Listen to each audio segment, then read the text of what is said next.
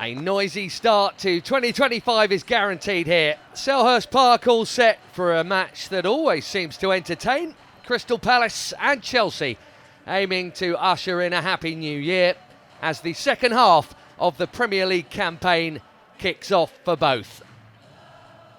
No questioning the progress made by the Blues during the course of 2024. Now this is the year where we hope to see those youthful shoots really begin to blossom.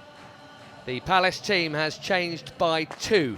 The former Blue, Mark Gay, back from suspension, which is handy for the Eagles because, of course, Trevor Chalobah isn't allowed to play. Czech Doucouré replacing Will Hughes in midfield is their other change. Sarr and Mateta have 4 league goals each already this season. The dangerous Eze scored last time out.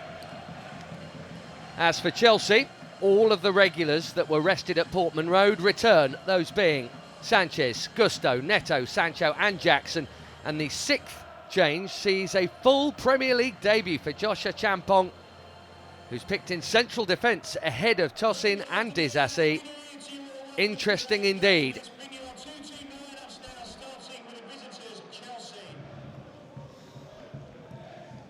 Robert Sanchez has just missed his 2nd Premier League game of the season, both out of choice. That's a clever dummy. Brilliant. Left it for himself, Jadon Sancho. Knew the weight on the ball. Beautifully executed. And he's got it through for Palmer. Brilliant, brilliant Chelsea goal. Palmer's finished it, but hats off to Jadon Sancho. Beautifully created, calmly finished. It's Palace 0, Chelsea 1. Well, that was all about Jadon Sancho, wasn't it? That's just fantastic play. The moment the pass was coming towards him with his back to play, there's no way you'd be thinking within 7 or 8 seconds he would have done a brilliant assist, realising Munoz is getting too tight, let it go. But then still, it's the directness. He's not looking to go backwards. He's still always going forwards. There's 3 Palace players that comes towards him that he's been able to attract, and yet somehow he's found a way to get it to Cole Palmer. And all he needs to do, I mean, it's really poor defending from Palace, but who cares?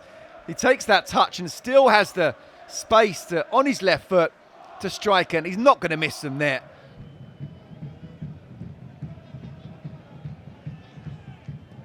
Palmer clips it towards that crowd, and then Pedro Neto flicked it on, and probably not expecting a high volley like that. Nicholas Jackson has put it off target. It was a sharp chance. You know, reactions actually were pretty decent, but still it's about just watching the ball coming onto your foot, almost expecting something to happen. Otherwise, what's the point of you being there in the first place?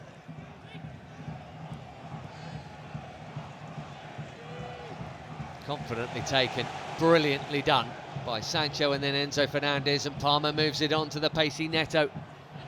Needs some mates up there with him, or maybe he doesn't. Neto on the drive, Palmer's in the middle, oh, it's just out of reach. So well primed for that counter on the rare occasion where Palace have some bodies forward to actually let it happen, Scott. Well, we did to Palace what Palace want to do to us. Brilliant counter-attack. They're all hanging back, and now they make their move. Colwell and Co. Trying to get on the end of the Palmer corner. Oh! Free head around the back for Josh Achampong, who had maybe a second or two to think, hang on, I'm in here. Oh, what a moment that would have been for the youngster. And he's seeing it as well, isn't he? There's actually a free header at the far post.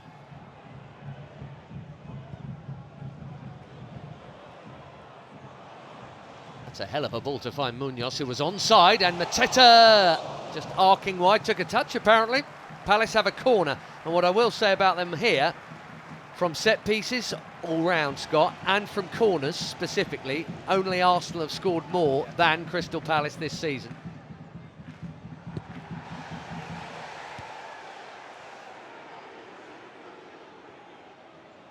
Now, how many will stay up? Tyreek Mitchell, that's a clever clip. Eze's got the touch, we know that, and he's gone for the lob. That was a brilliant effort, well poured away. If Sanchez had been dipping at all there, that's in.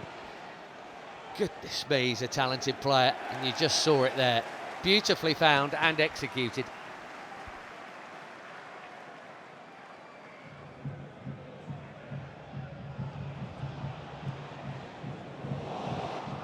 Palmer's pass for Jackson is a peach. He's got the better of Lacroix, and he went for the outside of the boot bender. That would have been a lovely goal. Look at that for a pass from Cole Palmer, brilliant. As he comes inside, you can see he kind of does Lacroix there. And I understand what he's trying to do just with the outside, but it's very difficult to whip it round. I mean, inches away. Found a bit of space, patiently played by Palace, and Sarr on the run. Down that right flank again, Munoz. That's a better ball. Eze should have scored. Player of his talent. Certainly should have worked Robert Sanchez. Well, again, I want to keep on saying it, and obviously they know it.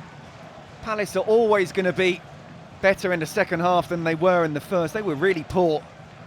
And down the right-hand side again.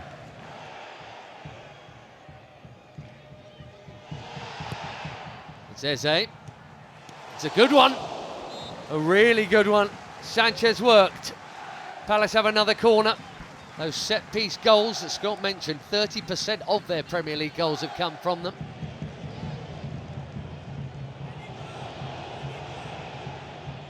Jackson, strong, shrugging off Lacroix. It's a little bit behind Palmer, but he might still turn it into something. If anyone can, he squeezed it through, but Neto just too much on it. The danger remains. Can Chelsea find a second? Neto, where's that foul? Is it inside? Tyreek Mitchell, he's not even given it as a foul at all. I am sure Paul Tierney on VAR duty will be looking at that. I think that's a penalty. I'm saying penalty, That's Scott. a pen. But we've started again.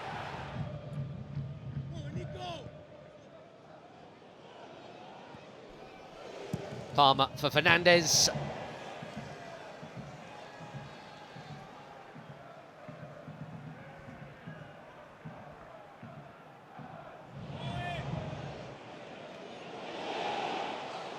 Jackson from a tight angle.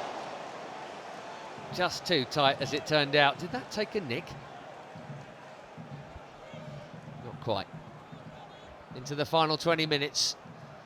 And, that is a bullet dodge for Crystal Palace.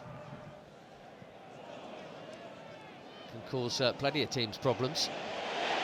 But Munoz has robbed it from Sancho. Mateta, deflection.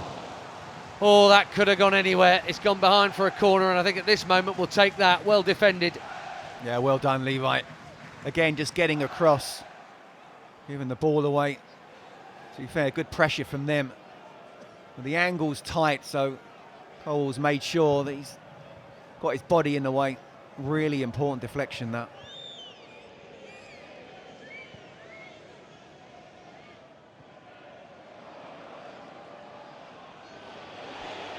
Well, chance here. It's opened up for Eze, who's played it across, and it had to be in. And it is Jean-Philippe Mateta. For this Chelsea team, one goal is almost never enough. And it's not enough at Selhurst today. 1-1. Oh, my goodness. We have been saying this all game, haven't we? And we just can't keep clean sheets. Big hole there in between Gusto and Achimpong for Eze to run, Scott.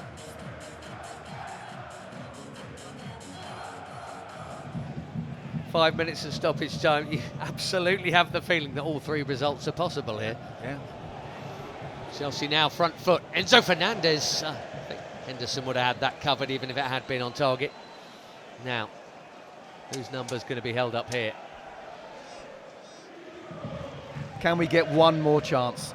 Do they even know what's on the clock? Guiu with the flick, and then Guy with the ball out, and that is that. Well, it feels like 2 points dropped. It's certainly one earned late on for Palace, thanks to his goal, teed up by Eze. We thought that very crafty first-half goal from Cole Palmer, brilliantly made by Sancho, was going to be enough. We thought that at home to Fulham as well. But for his team, Scott, it's not been a very happy Christmas or New Year in terms of the results. No, it hasn't. And it was just such an impressive first 30 minutes where we just absolutely dominated the game in every single way. Possession, defensively, with and without the ball, creating chances. But then you've got to make sure you keep yourself solid. And we weren't solid, we were too open. A tale of what might have been, and a lead let go. It is 2 points from 12 either side of Christmas. Annoying, frustrating. But, that's Chelsea just right now, I'm afraid. Crystal Palace 1, Chelsea 1.